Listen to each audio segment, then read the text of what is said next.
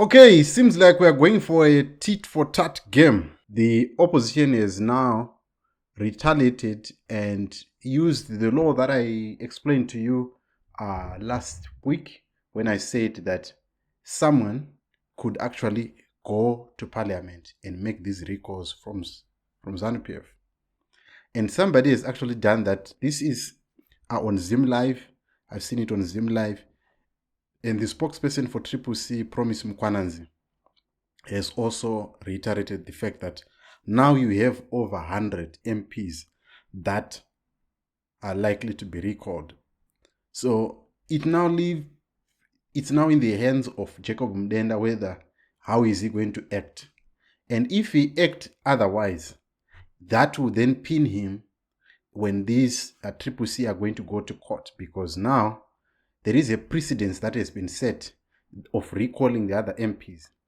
So it's a crazy scenario, but probably that means that we might be going for a fresh election.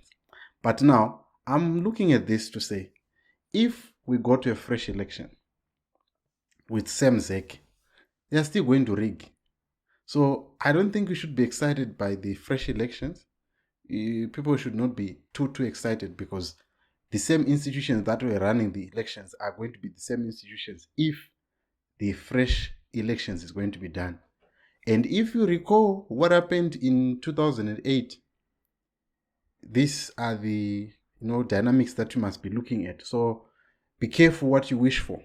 But what do you make of this recall and the letter that we are seeing now?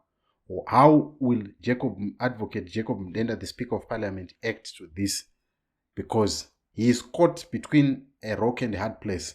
He either has to recall those 70 ZANU PF MPs that have been recalled, or he has to probably dismiss it. And if he is going to dismiss it, on what basis, on the legal framework, on what basis is he going to use it?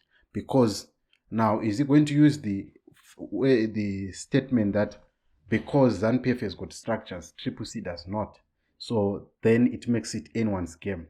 But then how will the court then decide if Triple C decides then to take this matter to court?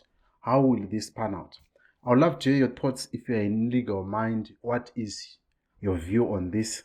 How do you see this situation panning out if these 70 MPs are going to be successfully recalled, or the letter is going to be just thrown away? Because it actually has a stamp.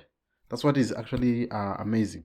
But I would love to hear your thoughts. Thank you so much for watching, and please subscribe, and I'll see you on the next one.